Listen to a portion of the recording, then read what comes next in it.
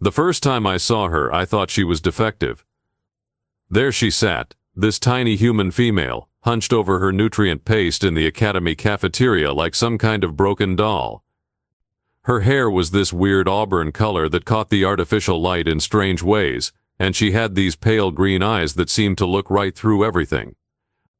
The other species gave her a wide berth, which was smart, considering what planet she came from. The nightmare world. The place where everything tried to kill you, including the weather. Look at that thing, Vex 9 hissed through his breathing apparatus, his forearms gesturing dismissively at the human girl. Just sitting there like it owns the place. I adjusted my translation device and nodded.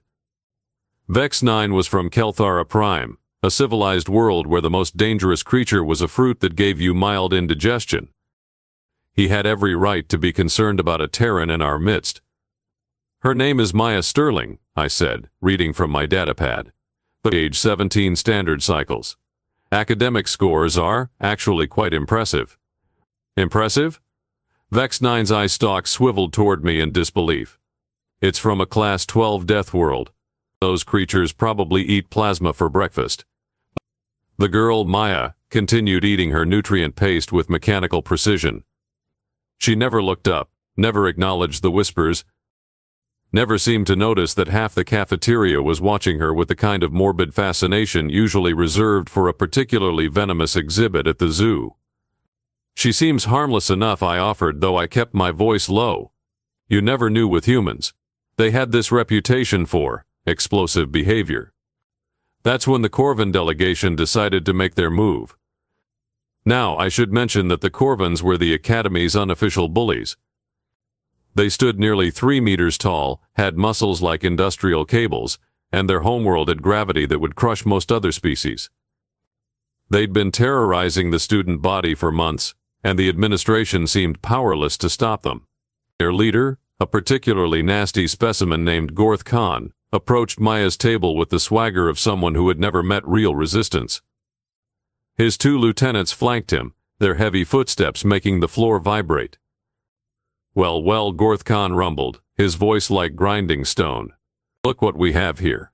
A little Deathworlder all alone. Maya didn't look up from her meal. She just kept eating, one spoonful at a time, as if the 3-meter-tall alien hadn't just positioned himself directly in front of her table. I'm talking to you, freak, Gorth Khan continued, his voice rising. Don't you know it's rude to ignore your betters? Still nothing. Maya took another bite of her nutrient paste, chewed thoughtfully, swallowed. Vex 9 grabbed my arm with 2 of his hands. We should leave, he whispered urgently. This is about to get messy. But I couldn't look away. There was something about the human girl's complete stillness that was more unnerving than any display of aggression would have been. She sat there like a statue, except for the steady rhythm of her eating. Gorth Khan's patience, never his strong suit, finally snapped.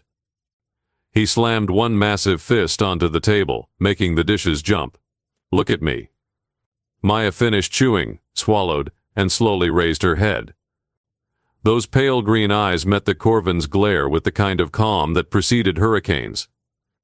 Can I help you? She asked, her voice soft and perfectly polite. The entire cafeteria went silent. Even the serving drones seemed to pause in their mechanical routines.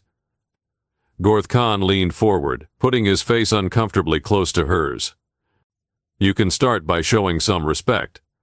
Do you know who I am? No, Maya replied, her tone still conversational. Should I? One of the lieutenants, a slightly smaller Corvin named Thek Moore, laughed. She's got nerve, I'll give her that.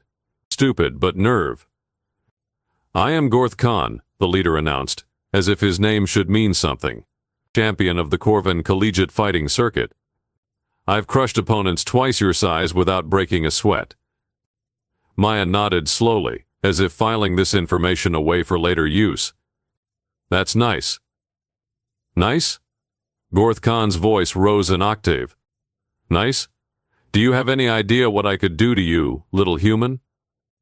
Probably lots of things, Maya agreed, taking another spoonful of her meal. But you won't. Boys, the Corvin's face flushed purple with rage. And what makes you so sure of that? Maya smiled then, and it was the most terrifying thing I'd ever seen. Not because it was threatening or aggressive, but because it was genuinely friendly. The kind of smile you'd give to a child who'd just said something adorable. Because, she said, her voice still soft and reasonable, you're not actually stupid enough to assault a human in front of 300 witnesses. Watch me, Gorth Khan snarled, reaching for her with one massive hand. What happened next defied every law of physics I thought I understood. Maya didn't stand up. She didn't even put down her spoon. One moment she was sitting there, looking like the most harmless creature in the known galaxy, and the next moment Gorth Khan was on the floor, his neck bent at an angle that was definitely not natural. The sound it made was like a tree branch snapping in a windstorm. Sharp, final, and somehow very wet. Oh, Maya said, looking down at the twitching body with mild concern. I think I broke him. Thickmore stared at his fallen leader, then at the human girl, then back at the body. You killed him. Did I? Maya examined her spoon as if it might hold the answer. I was just trying to get him to stop reaching for me. Humans don't like being grabbed by strangers. The third Corvin, whose name I never learned, made a sound that might have been a whimper. He's dead. Gorth Khan is dead. Maya looked genuinely surprised. Really? I thought you guys were supposed to be tough. She went back to eating her nutrient paste as if nothing had happened. The cafeteria remained frozen in absolute silence, 300 beings trying to process what they'd just witnessed. She barely moved, Vex 9 whispered, his voice shaking. I was watching the whole time, and she barely moved. It was true. From my angle I'd seen her hand come up in what looked like a lazy swatting motion, making contact with Gorth Khan's wrist. There'd been a brief twist, a step that she'd somehow managed while still sitting down, and then the biggest, meanest bully in the academy was decorating the floor. Excuse me, Maya said, addressing the remaining Corvins with the same polite tone she'd been using all along. You're standing in front of the condiment dispenser. Could you move, please? Thickmore and his companion looked at each other, then at their dead leader, then at the small human girl who had apparently just committed casual murder with a flick of her wrist. They ran. Not walked quickly, not retreated with dignity. They ran, their heavy footsteps echoing through the cafeteria like thunder, and I swear I heard one of them crying. Maya stood up, stepped carefully around Gorth Khan's body, and walked to the condiment dispenser. She selected something that looked like synthetic pepper, returned to her seat, and sprinkled it over her nutrient paste. Much better, she said to no one in particular, and continued eating. The silence stretched on until it became actively uncomfortable. Finally, one of the medical drones arrived, took one look at the scene, and immediately called for backup. Excuse me, sentient being, the drone said, its voice carrying that artificially cheerful tone that all service units used. There appears to be a deceased individual in this dining facility.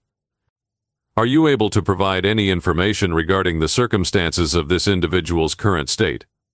Maya looked up from her meal, chewing thoughtfully. He tried to grab me, she said after swallowing. I defended myself. Oh, I see. Self-defense protocol recognized. Please remain available for questioning by security personnel. Of course, Maya replied, as if being questioned about a death was the most normal thing in the world.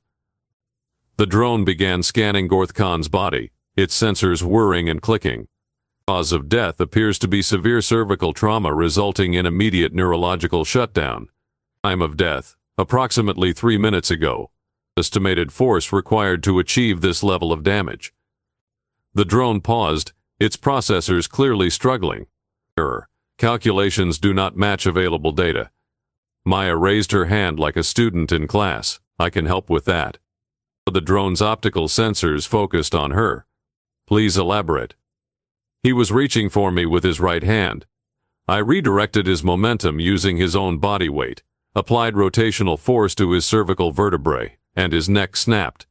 Basic physics, really. The drone made a series of beeps that sounded distinctly confused.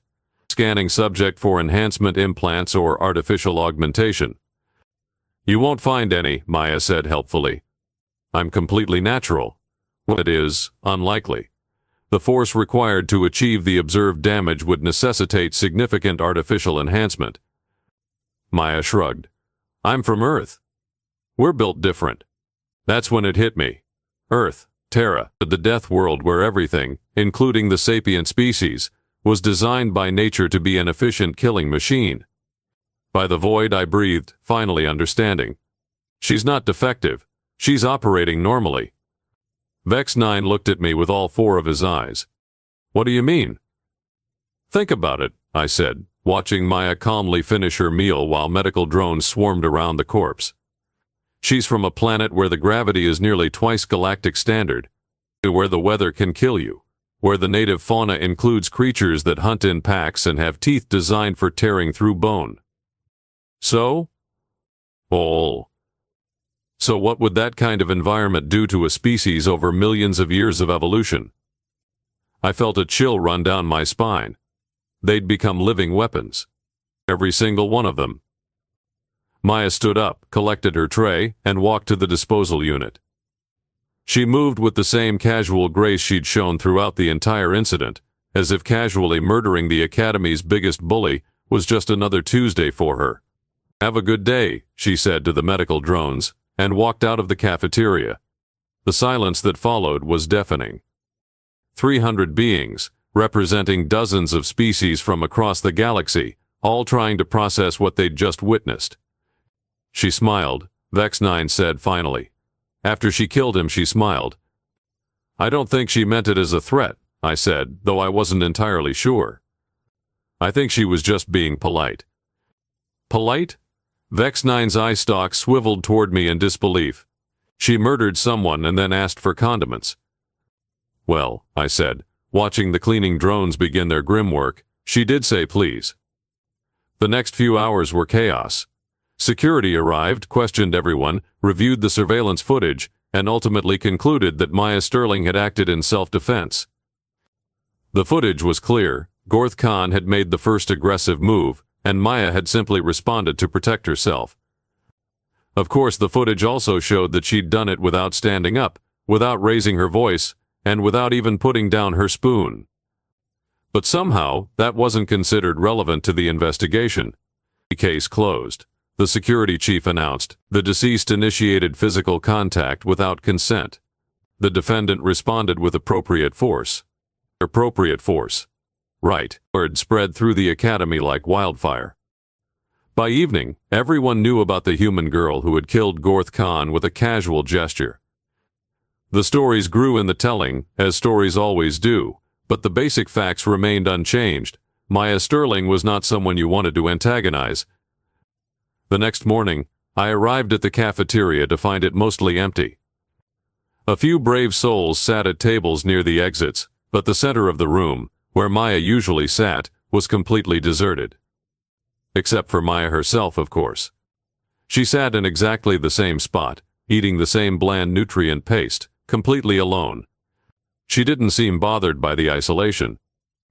If anything, she looked more relaxed than she had the day before.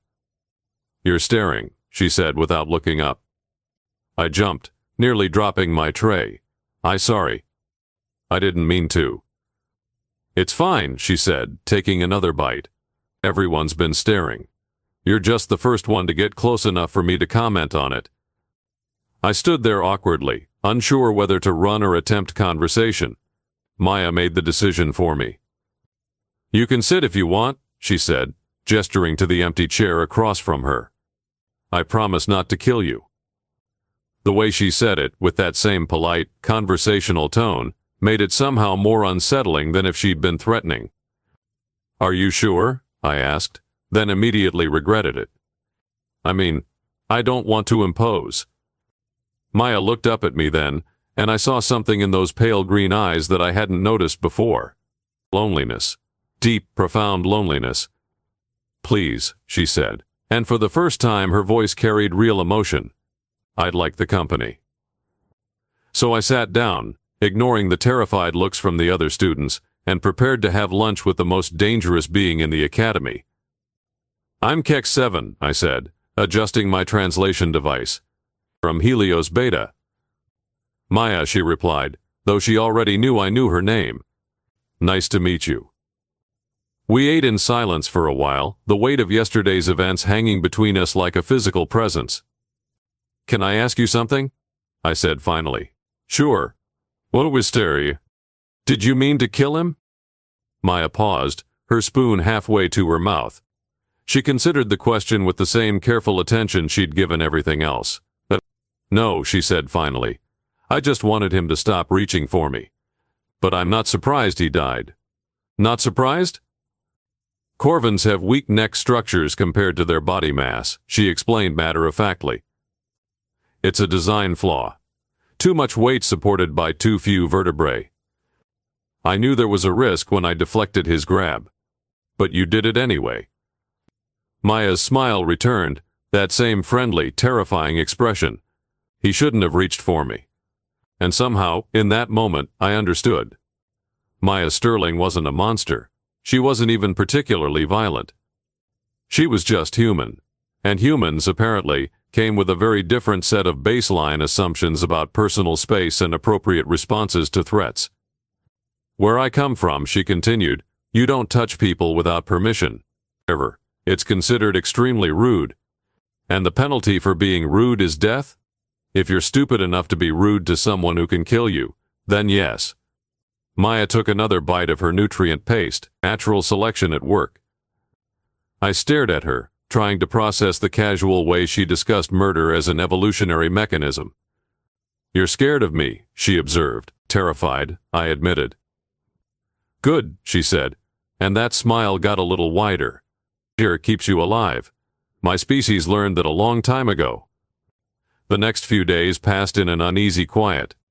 Maya continued her routine of sitting alone, eating her nutrient paste, and occasionally answering questions from nervous faculty members about the incident. The Corvan delegation had filed an official complaint demanding justice for their fallen champion, but the Academy's legal department had dismissed it faster than a hyperdrive malfunction. Self-defense is a recognized right under Galactic Education Code, Dean Morthak had announced during the emergency assembly. The deceased individual initiated unwanted physical contact. The response, while excessive, was within legal parameters. Excessive. That was the word everyone kept using, as if Maya had simply used a bigger hammer than necessary to swat a fly. I found myself eating lunch with her regularly now, partly out of curiosity and partly because I was apparently the only student brave enough to sit within 10 meters of her. She was actually quite pleasant company, once you got past the whole casual murder thing. You know, I said one afternoon, pushing my algae protein around my plate, I've been thinking about what you said. It's about natural selection. Maya looked up from her meal, those pale green eyes focusing on me with unsettling intensity. What about it? On your world, do all humans have your abilities? She laughed, a sound that was both musical and somehow predatory. My abilities? Keck 7, I'm barely average by human standards. I'm 17 years old, I've never had military training, and I spend most of my time studying xenobiology. Barely average, I repeated, feeling my stomach drop. You killed a 3-meter-tall warrior without standing up, and you're barely average. Gorth Khan was big, but he was clumsy, no real combat experience, just brute force and intimidation. Maya took another bite of her nutrient paste. That's where I come from. He wouldn't have lasted 5 minutes in a schoolyard fight. Your schoolyards involve mortal combat? Not usually, she said thoughtfully, but kids can be mean. And human kids, she shrugged. Well, we're still human. Before I could ask what that meant, the cafeteria's main doors burst open with a sound like thunder. The entire Corvan delegation marched in, but these weren't the Academy students I'd seen before. These were adults, wearing the ceremonial armor of their homeworld's military caste. Oh, Maya said, setting down her spoon. This should be interesting. The leader was massive, even by Corvan standards. Nearly 4 meters tall, with scars covering his arms and a face that looked like it had been carved from granite by someone with anger management issues. His armor was black metal inscribed with symbols that probably meant something intimidating in their language. I am War Chief Khan Thak, he announced, his voice carrying across the suddenly silent cafeteria, a brother to the fallen Gorth Khan. I come seeking the one who murdered my bloodkin. Every eye in the room turned to Maya, who was calmly wiping her mouth with a napkin. That would be me, she said, raising her hand like she was answering a question in class. War Chief Khan Thak's gaze fixed on her, and I swear the temperature in the room dropped 10 degrees. You are the human whelp who killed my brother? I am, Maya confirmed, standing up for the first time since I'd known her. Even at her full height, she barely came up to the Corvin's chest. Oh, I should point out that he died because he tried to grab me without permission. I was defending myself. Lies. Khan Thak roared, spittle flying from his mouth. My brother was a warrior. He would never fall to a pathetic creature like you. Maya tilted her head, considering this. Have you reviewed the security footage? Footage can be altered. Humans are known for their deception. The war chief stepped closer, his massive frame casting a shadow over Maya's table. I challenge you to honorable combat. If you are truly responsible for my brother's death, face me as a warrior. I really don't think that's a good idea, Maya said, her voice taking on that polite, reasonable tone that I'd learned to fear. Are you refusing? Do humans have no honor? Maya's smile returned, and I felt every survival instinct I'd evolved over millions of years start screaming at me to run. I'm not refusing, she said sweetly. I'm trying to save your life. But if you insist. She reached into her jacket and pulled out a small device that looked like a communicator. Mom? Hi, it's Maya. I'm fine, thanks for asking. Listen, I'm about to kill someone, and I wanted to let you know before the academy calls you. The entire cafeteria could hear the voice that came through the device, tinged with that same casual politeness that Maya used. Again, sweetheart? What did they do this time? Same thing as last time. Big alien tried to intimidate me, I defended myself, now his relatives want revenge. Maya examined her fingernails as if this was the most boring conversation in the galaxy. This one's about 4 meters tall, probably weighs twice what the last one did. Oh, is that all?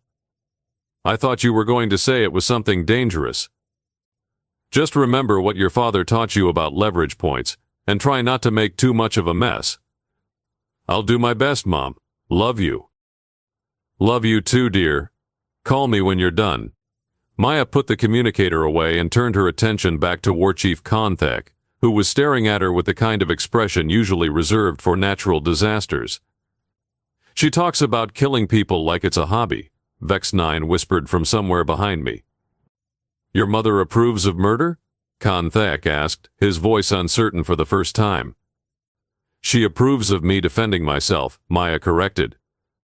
Though to be fair, she's killed more people than I have, so she's probably not the best judge of these things. More people than you have? I couldn't help but ask. Mom was a colonial security officer before she became a xenobiologist, Maya explained. She's got a confirmed kill count in the hundreds. Dad's numbers are classified, but he used to work for something called Special Operations before he became a teacher. War Chief Khan Thak took a step back, his massive hands flexing nervously. Your parents are warriors? Not exactly. Mom studies alien diseases and Dad teaches literature to middle school students. Maya stretched, her joints popping in a way that sounded like small explosions. But they're both human, so they're capable of violence when necessary. All humans are capable of violence, Khan Thak said, though he sounded less confident than before. Oh, absolutely. But most of us prefer not to use it unless we have to. Maya began walking toward the center of the cafeteria, her movements fluid and predatory. The thing is, you're making it necessary. I am War Chief Khan Thak. I have killed enemies in 17 different star systems. I have conquered planets. That's nice, Maya said, that same polite tone she'd used with his brother. I'm sure your enemies were very impressed. The war chief drew what looked like a vibro blade from his armor, the weapon humming with barely contained energy. I will avenge my brother's death. No, Maya said simply. You won't. What happened next was unlike anything I'd ever witnessed. War Chief Konthek charged forward with a roar that shook the walls, his massive blade raised high above his head. He was fast for something his size, faster than should have been possible. Maya was faster. She didn't run toward him or away from him. She simply stepped aside at the last possible moment, her hand coming up to tap the flat of his blade as it passed. The vibro weapon went spinning away, embedding itself in the far wall with a sound like a meteor strike. Konthek stumbled, his momentum carrying him past his target, and Maya was suddenly behind him. Her hand touched the back of his neck, fingers finding some spot that made the massive alien go rigid. Nerve cluster, she explained to the frozen war chief. Humans mapped the nervous systems of most galactic species about 50 years ago. Standard colonial security training. You cannot, Konthek gasped, his voice strained. I can do whatever I want, Maya said, her voice still conversational. That's the problem with challenging a human to combat. We don't fight fair. We fight to win. She pressed a little harder, and the war chief's legs gave out. He crashed to the floor like a falling building, his armor clattering against the tiles. The thing about your brother, Maya continued, walking around to face the fallen warrior, is that he thought size and strength were all that mattered. So do you. But humans learned a long time ago that the biggest predator isn't always the most dangerous one. Konthek tried to speak, but only managed a strangled wheeze. I could kill you right now, Maya said, crouching down to meet his eyes. One little twist, and your spinal cord would snap like a twig. But I won't, because unlike your brother, you haven't actually tried to put your hands on me. She stood up, brushing imaginary dust from her jacket. Instead, I'm going to make you a deal. You and your people leave this academy and never come back. In exchange, I won't tell the Galactic Council that the mighty Corvan military just got defeated by a teenage girl who was trying not to break a sweat.